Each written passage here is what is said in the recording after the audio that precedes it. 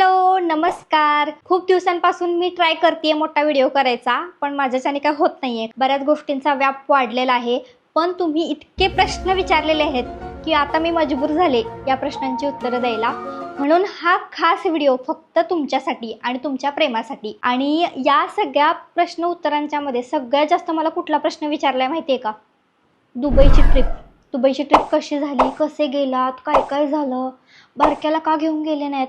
बाप रे बाप, म्हटलं आता आपल्याला या प्रश्नांची उत्तरं द्यायला लागणारच आहेत। सगळ्यात आधी व्हिडिओला सुरुवात करायच्या आधी मला सगळ्या प्रेक्षकांचे खूप आभार मानायचे आहेत। आमच्या स्पायसी केक चॅनलचे 1 मिलियनच्या वर सबस्क्रायबर झालेले आहेत आणि या कॅमेरामन क्लिक चॅनलचे जवळजवळ 1 लाखाच्या वर सबस्क्रायबर झालेले आहेत। आणि तुम्हाला आनंदाची गोष्ट सांगायची म्हणजे आमच्याकडे आता 2 सिल्वर बटन आणि 1 गोल्डन बटन आलेलं आहे आणि ते फक्त तुम्हा सर्व प्रेक्षकांच्या प्रेमामुळे आणि आपल्यावरती जे प्रेक्षक इतके प्रेम करतात ना, त्यामुळे आम्हाला व्हिडिओ करायचा सुद्धा एकदम उत्साह येतो। आणि थँक्यू सो मच, खूप खूप धन्यवाद। पण आम्हाला इथून इथपर्यंत नेण्याचं काम हे फक्त तुमच्या मायेमुळे, तुमच्या प्रेमामुळे झालेलं आहे आणि खरंच खूप भारी वाटलं। खरं तर ती तुम्हाला माहिती आहे ना, आम्ही एक पुस्तक लिहिले। हे आहे आमची माझी जन्मखेप नावाचं पुस्तक। काही दिवसांपूर्वीच आम्ही हे पुस्तक लिहिलं आणि आनंदाची बातमी ही की ह्याची पहिली आवृत्ती संपली सुद्धा। तुम्ही आमचे जे व्हिडिओ बघताय ना, ते छोट्या स्वरूपात कॉमेडी आहेत, पण या पुस्तकामधले किस्से ना एकदम भन्नाट कॉमेडी आहेत। तुम्ही सुद्धा हे पुस्तक वाचलं असेल तर कमेंटमध्ये नक्की सांगा तुम्हाला यातला कोणता किस्सा आवडला। तर आमचं पुस्तक हे कॉमेडी पुस्तक आहे। जसे तुम्ही व्हिडिओमधून आजीचे, स्वानाचे काही किस्से ऐकताय, तर हे पुस्तकामध्ये तुम्हाला वाचायला मिळणार आहेत जे विस्तृत स्वरूपात असतील। आणि यात आल्टोची एक गोष्ट आहे, त्यानंतर बारक्याच्या बऱ्याच गोष्टी आहेत ज्या तुम्हाला हसवतील आणि आजीच्या सुद्धा गोष्टी आहेत। तुम्हाला आजीबद्दलचा जर किस्सा वाचायचा असेल तर तुम्ही या पुस्तकामध्ये वाचू शकता। आणि जर हे पुस्तक खरेदी करायचं असेल तर मी इथे नंबर देते, यावरती जाऊन नक्की खरेदी करा आणि आम्हाला सांगा की हे पुस्तक तुम्हाला कसं वाटलं। आता आपण सुरुवातच दुबईपासून केली तर मी सगळं काही सांगते की तुम्ही दुबईला कसे गेलात, तुम्ही ट्रिप कशी केली, तुमची ट्रिप कशी झाली, बारक्याला का नाही घेऊन गेलात, तुमचा मुलगा कुठं असतो। तर आम्ही दुबईची जी ट्रिप केली होती ती ट्रॅव्हल हॉलिक या ट्रॅव्हल एजन्सीकडून केली होती आणि आम्ही खूप धमाल मजा मस्ती केली त्या 4-5 दिवसांमध्ये। आणि ही माझी पहिली इंटरनॅशनल ट्रिप होती आमच्या दोघांची तशी बघायला गेलं तर। पण आम्ही इतकी मजा केली ना दुबई ट्रिपमध्ये, तुम्ही व्हिडिओमध्ये बघितलंच असेल। आणि यात बारक्याला न नेण्याचं सगळ्यात पहिलं कारण सांगते, नाहीतर सगळे फॅन्स ना बापरे बाप कहर करून टाकाल तुम्ही सगळे।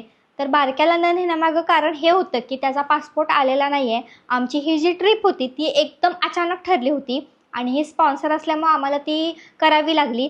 आणि यात बारक्याला न नेण्याचं अजून एक दुसरं कारण म्हणजे तो खूप लहान आहे आणि त्याची शाळा होती, त्याची शाळा बुडवून इतके दिवस आम्ही त्याला दुबईला घेऊन जाऊ शकत नाही। आणि मोठा झाल्यानंतर तो फिरणारच आहे, तुम्हाला तर माहिती आहे, तो काही इथं थांबणार नाही आहे। त्याच्यामुळं त्याच्या पासपोर्टच्या इश्यूमुळं आम्ही त्याला घेऊन गेलेलं नाही आहे। पण पुढच्या ट्रिपमध्ये आम्ही त्याला घेऊन जायचं नक्की ट्राय करू।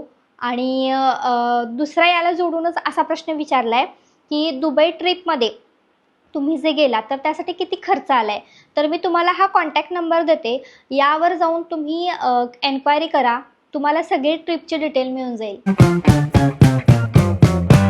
आम्ही जी दुबईची ट्रिप केली ना, त्या व्हिडिओमध्ये एक अशी कमेंट आली की तुम्ही दुबईमध्ये जाऊन महाराष्ट्रातलं जेवण खाताय का?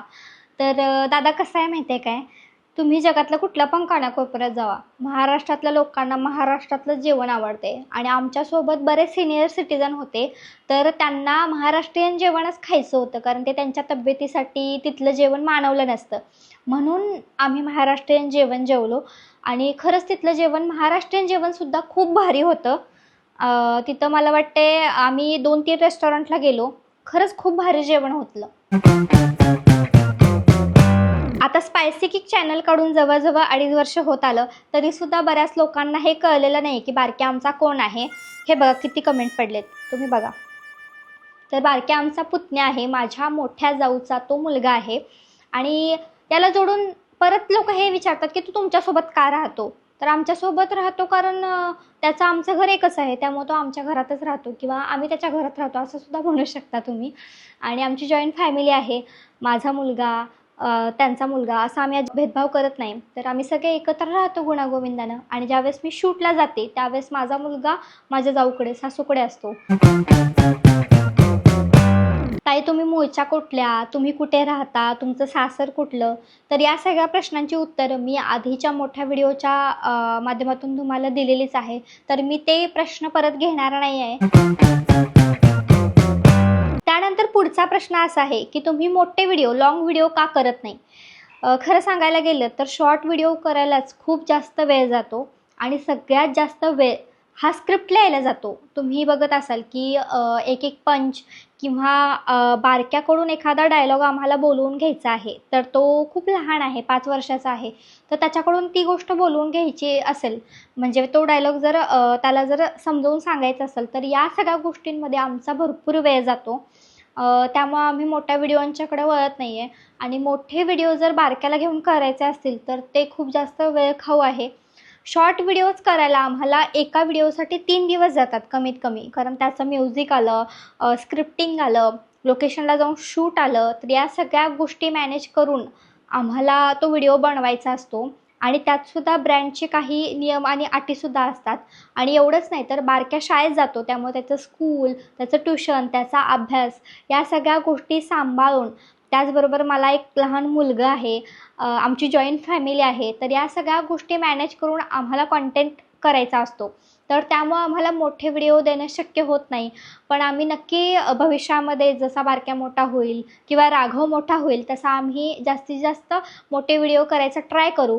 पण आम्हाला शॉर्ट व्हिडिओ करायलाच एवढी मजा येते ना, की असं वाटतं की ठीक आहे, मोठे व्हिडिओ नाही जमत, पण आम्ही शॉर्टमधून सुद्धा तुम्हाला तेवढंच हसवणार. आता मी या व्हिडिओमध्ये थांबते, कारण मी खूप बडबड केली असं मला वाटतंय. आणि पुढच्या व्हिडिओमध्ये आपण बघणार आहोत तुमच्या प्रश्नांची उत्तरं. तुम्ही अजून काही चांगले प्रश्न मला नक्की विचारा, जेणेकरून तुम्हाला तुमच्या कॉन्टेंट क्रिएशनमध्ये किंवा तुमच्या डेली लाईफमध्ये फायदा होईल. जसं की एडिटिंगबद्दल तुम्ही मला विचारू शकता, ज्यात मला बऱ्यापैकी नॉलेज आहे ते मी तुमच्याशी शेअर करेन. आत्ताच्या भागात इथंच थांबूयात. लवकरच भेटूयात पुढच्या क्वेश्चन अँड आन्सरच्या व्हिडिओमध्ये. बाय.